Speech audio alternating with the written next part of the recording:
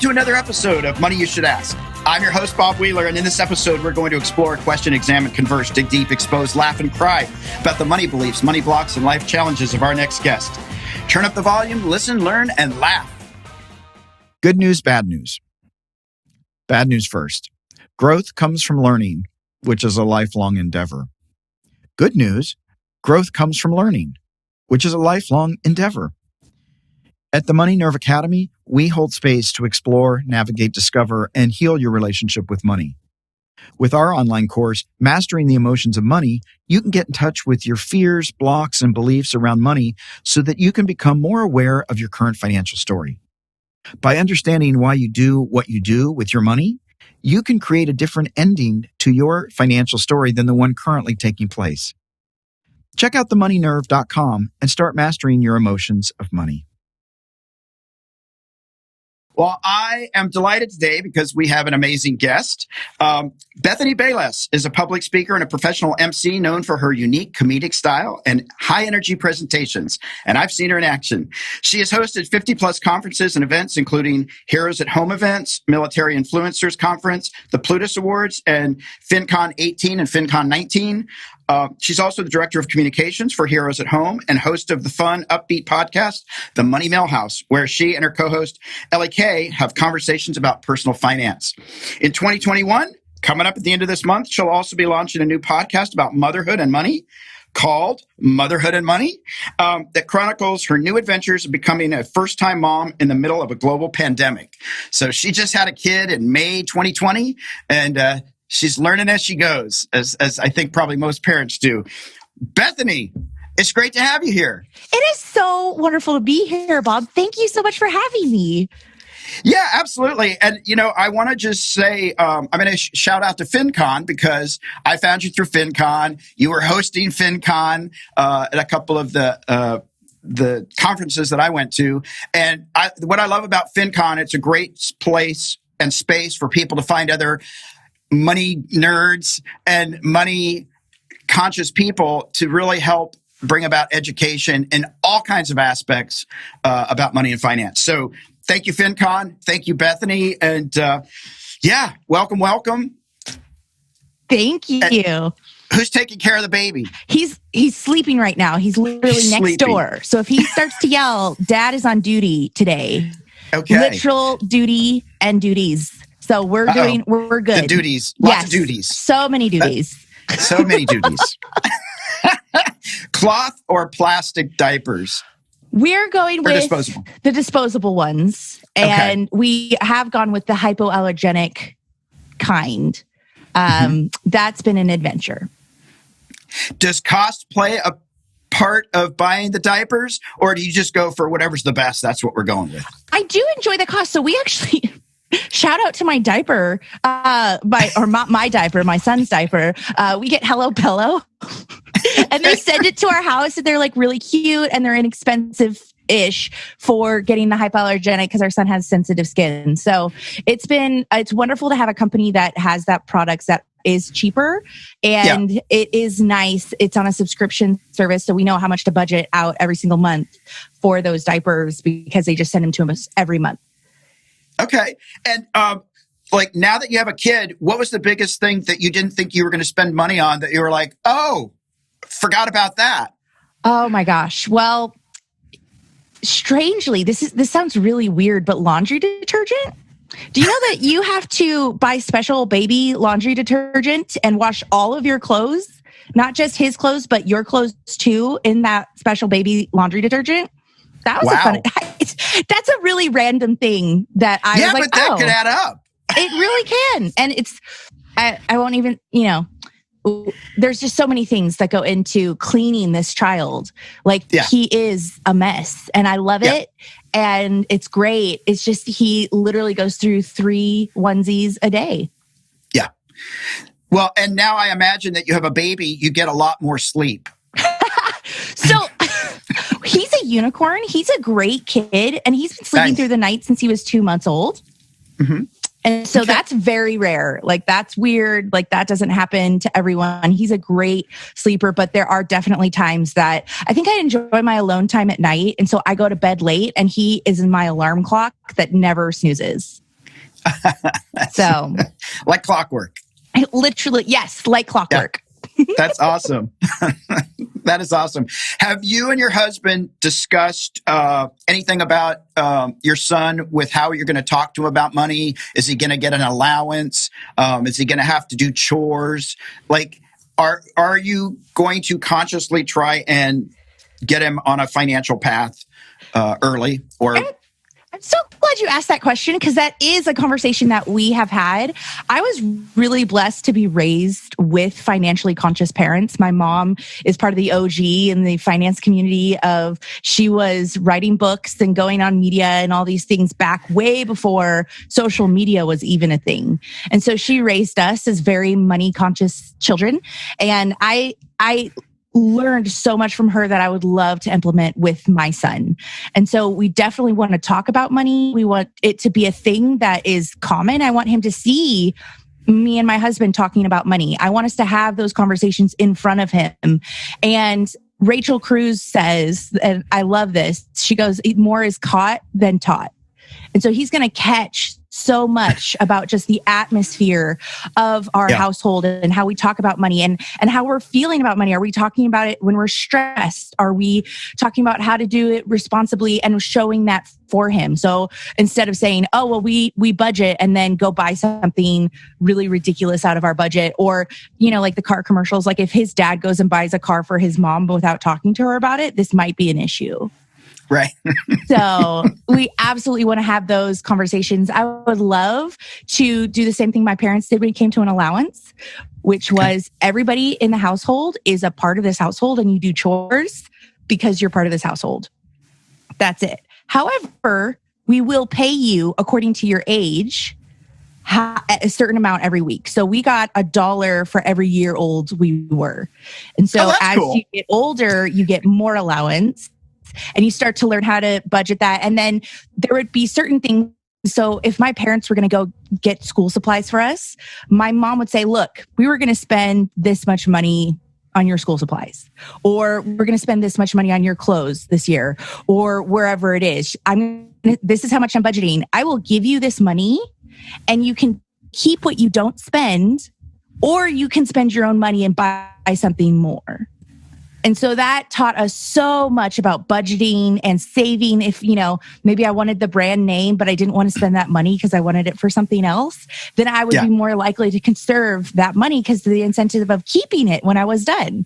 So those are just a few things I would love to implement when he's old enough. That is so awesome. It sounds like your mom's a unicorn because she is. Right?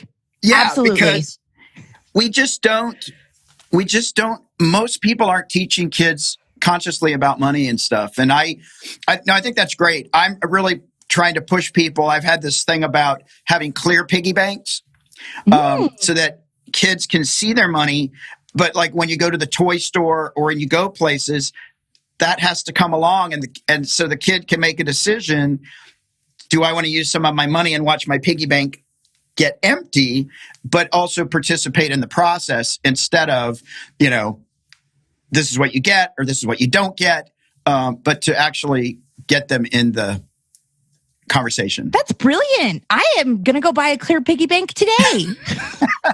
Start him early. Start them early. That's great. Now, let me ask you this. Did you run a credit check on your husband's finances before you made the agreement to go forward with tying the knot? Almost. So not quite. But on our very first date, we were going out. Full disclosure, we met online, and this was the first time we had been talking, maybe a month. And I met him for the first time in person, and we're sitting there, and I don't play around. I cut right to it. And in our first date, I said, "So, do you have any debt? Any student loan debt, credit card debt, any debt of any kind?" And he looks at me and goes, "No, I don't." Wait a minute. I just bought a tank of gas, so I'm about $40 in debt right now. And I was like, I will take you. You passed. And that was one of the first things I was like, okay, yeah, I like this guy. He's very good. That's awesome. Now, for the listeners, I'm just going to I want to be super clear. Why did you know that was an important question? Like what What did it tell you? It told me he was good with his money. And also that he didn't have credit card debt, which was amazing. And he didn't have student loan debt, which was so cool to me because I didn't have student loan debt. I've never had debt. My mom, like I said, she raised us really well. So I'm a unicorn in that sense. However, I did get in a lot of trouble. So don't get me wrong. I have many financial mistakes, like with credit cards and all of those things. But I didn't have student loan debt. I didn't have credit card debt. I didn't even have a car payment. I paid cash for my cars. And when I met my husband, he also didn't have student loan debt. He found a way to go to college without getting a ton of student loan debt. He did it the really, really smart way. And then also it meant that in our relationship, I didn't have to bring on his burdens into my life, which if he did, if he was the right guy and that we would work through it. My mom married my dad with $40,000 worth of debt and they worked through it in 2 years.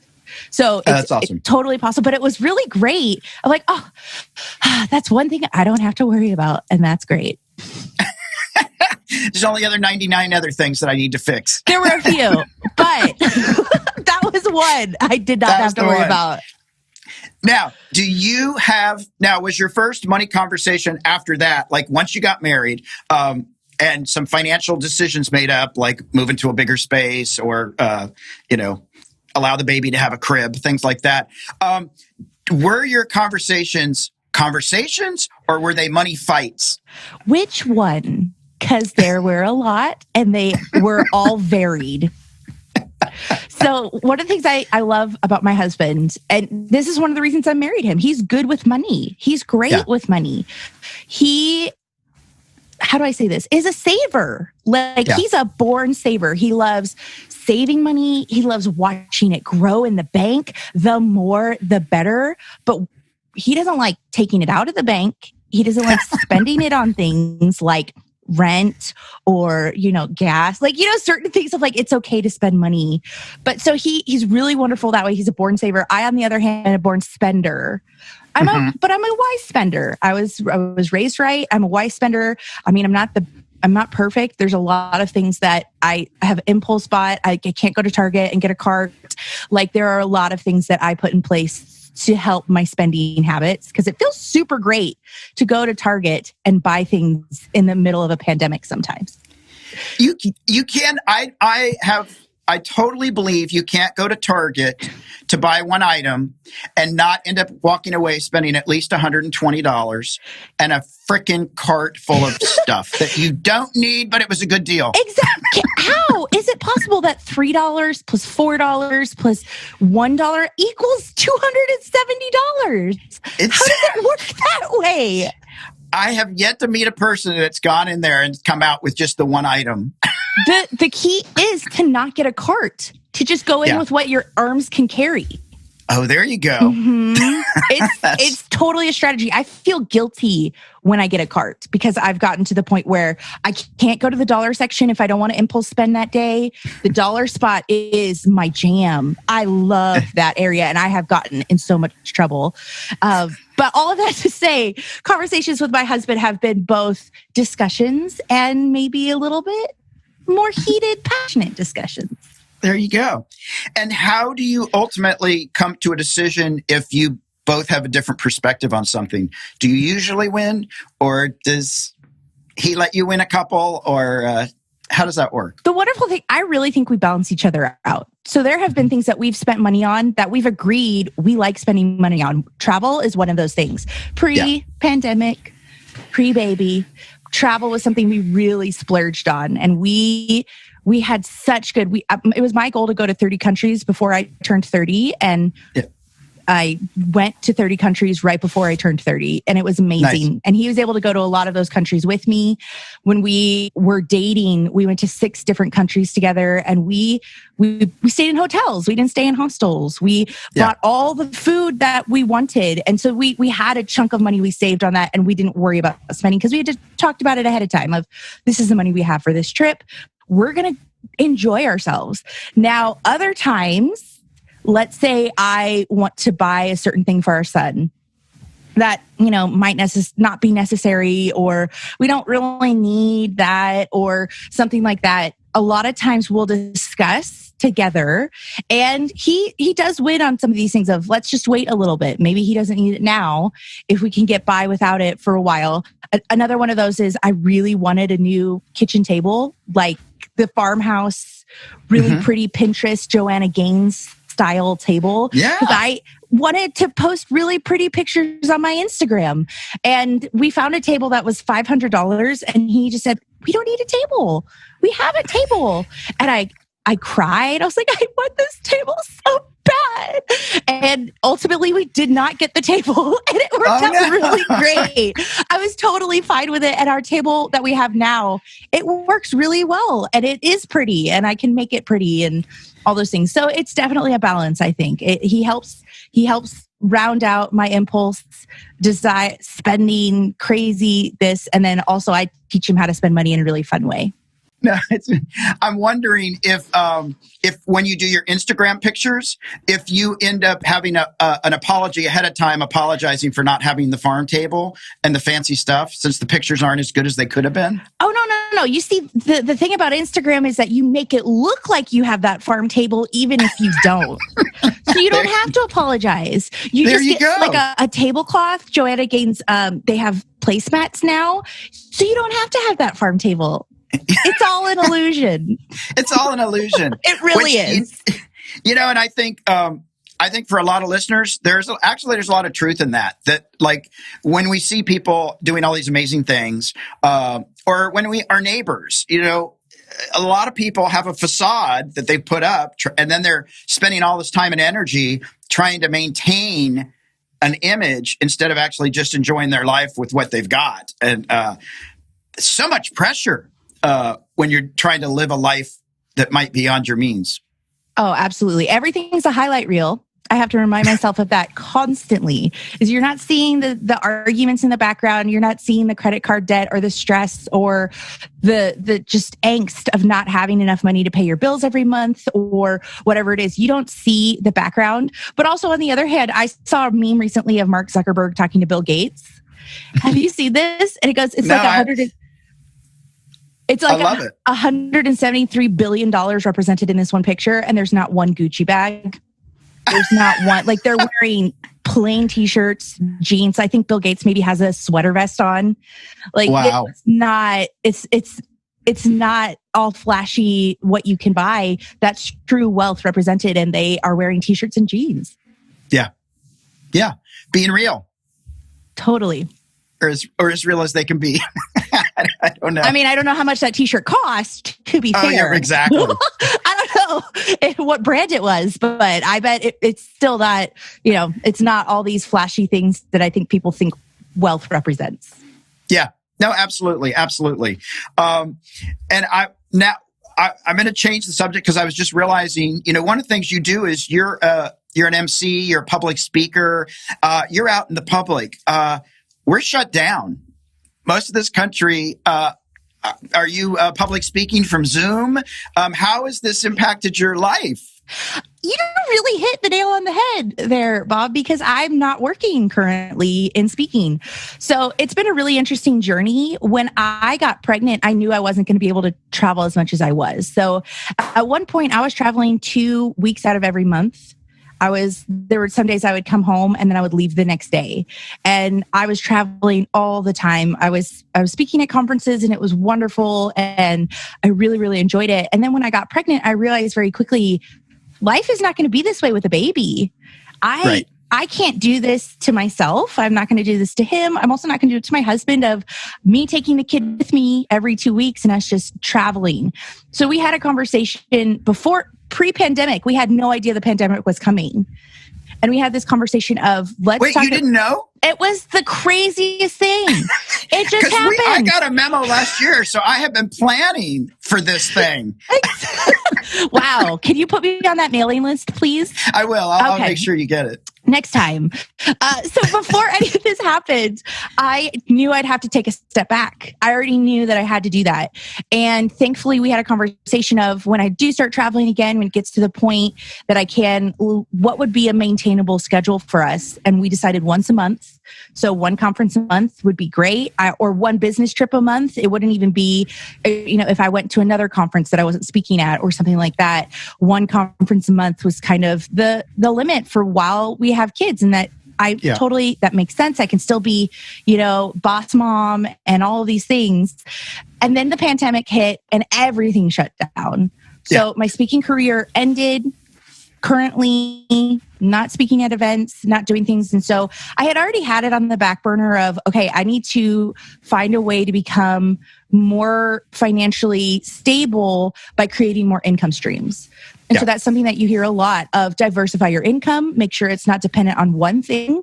And I love speaking. I love traveling. I did consultation for media in different places, and I was traveling all the time. And then when that stopped, I'm like, okay, let's put on, what else can I do? What else can I offer the world? What are these income streams that I can do from home while having a kid? Let's see how many income streams I can come up with. And so that's my goal for 2021. I mean, I've acclimated. I am getting more used to having a child in the house. I'm finding time, like I'm working my nap time hustle of 2 hours here, 2 hours there of working on things, after he goes to bed at night. And I'm starting to develop more income streams, and I'm really excited about some of them. And they're things that I never thought I would do before. It's completely outside of my being on stage, being in the public realm, and tapping into things that I've enjoyed since I was a kid. And like an example of that is that I'm starting to create and sell stickers. Like that's a big thing right now. Stickers. Wow. I know. It's a really crazy thing. And so I'm really excited this year. I'm launching, surprise, I haven't told anyone this, but I'm going to be launching a personal finance sticker brand.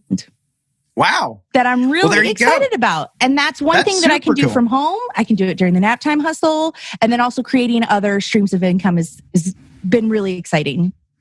No, that's cool. And everybody should know that doing a podcast, by your fourth podcast episode, you'll be making $1 million. And within, 6 months, you'll be doing a Spotify deal like Joe Rogan for, 250 million or whatever. So, right? I mean, isn't that how it works? Exactly. I mean, you don't really even have to work that hard. That's right. I'm still waiting for my checks, but I'm pretty sure it's going to happen. And you make probably as much as I do coming on the show. I think a little less. Which is funny. That's an inside joke now. Oh my God. What's the best thing about having a kid? And how does money play a role in it if it does? The best thing about having a kid? That's a huge question. There are so many wonderful things about having a kid. I think one of the things I'm learning on a deeper level, I will say, I'll go to the deep side because I could do the surface level of he's so cute. He laughs a lot and makes me smile. He thinks I'm the best person in the world. But also there's something about having a child that it grounds you in a sense that I didn't have before. And so I was talking to a friend about this recently of, you see your life, you see how you were raised, you see the great things about being raised, how you were, you see maybe the negative side of things of how you were raised. And I want to make this world a better place for him. Yeah. And everything comes back to him and making it I want to make myself a better person to raise him better.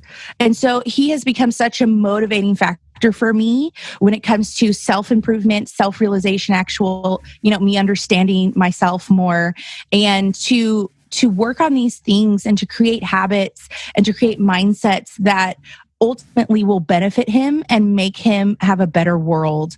And, when it comes to money, I want him to be able to be good with money. My goal, and this might be controversial, I know other people, this is my goal. I want him, I don't want to pass down a bunch of money to him. Like, that would be great if I could. That would be awesome. But what I would love is if I did pass down a bunch of money to him, I would want him not to be able, like, he wouldn't have to use it and he could pass that down to the next generation. Because he's financially stable enough that he's able to be good with money and it not be a source of hindrance for him. I want him to be free in his money. I want him to realize that this is a tool to help me, and I don't want it to be something that holds him back. And so I think he's always been the goal, the grounding factor, and he's also been just, the light at the end of the tunnel and just the silver lining to all of this craziness happening. Yeah, that's been so the awesome. best thing.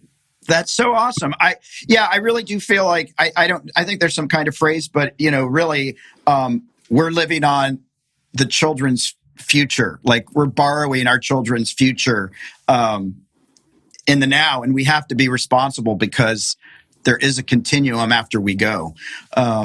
And I think that's so important. And I see so many trust fund babies that are now adults, but you would still call them babies, because they didn't get the lessons. They just got a bunch of money thrown at them. I love you. Here's some money. Go away. Yeah. And they didn't get the skill set to actually manage or have the incentive or the hunger to go out and create their own unique life experience. So I think that's awesome that you're doing that. It's so cool. Well, we're at the part of the show where we have this new thing called Fast Five, and I'm just going to ask you 5 questions, and don't think about them. Just answer them. Even if you have to lie, don't lie, because we'll know. I'll come up with something good. Okay. Perfect. You will. When was the last time you thought about money? Oh, man. It's supposed to be fast, right? It's supposed to be fast. Recently. Recently, yeah. Okay. All right. Probably with your spouse? Yes. Okay. Who else do you fight about money with? Yeah, that's proud. Well, your son's too young to be fighting yet. Not yet, yeah. Give him a couple years. What's the most expensive thing you ever bought? A car. Okay. Cash. Do you have 6? Okay, you paid cash. Awesome. Do you have at least 6 months of emergency fund money? Yes. Right. Oh, yes. Oh, yes. And then some. So that was a big thing for us before we had a kid, was we wanted to top up our emergency fund, and we have 9 months. But full disclosure, we've tapped into that during the pandemic because I'm not working. And this would be considered an emergency. I mean, it plays out. Yeah. It does play out. It helps. Who's your favorite superhero? I could go really cheesy. I'll say my mom. Okay. Wow. Cool. Yeah. All right. She's a superhero. That's awesome. I think so. Yeah. Yeah. What's her best superhero power? Saving money. That's a good one. That's a good one.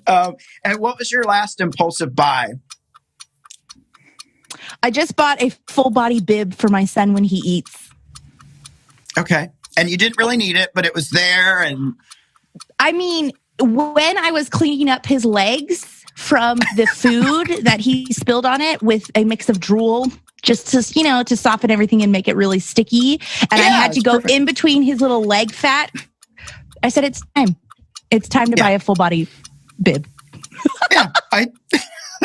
How did kids survive all these years? I mean, he has a double chin, and so he gets he has wrinkles in his neck that I am constantly finding food from like a few days ago.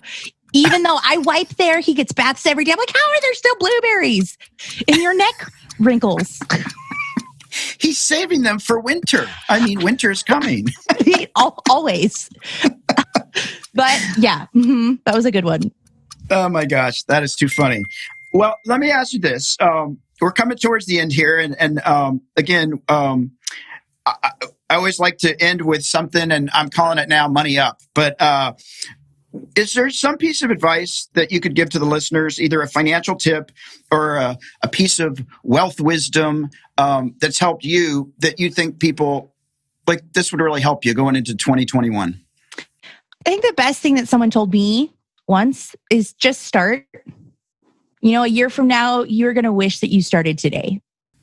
Yeah. And I don't know what that is for you. I don't know if it's paying off your debt, if it's investing, if it's creating a new income stream, even if it's weird and scary and vulnerable and maybe, it's not going as quickly as you wanted a year ago or a year from now, you'll wish that you started today.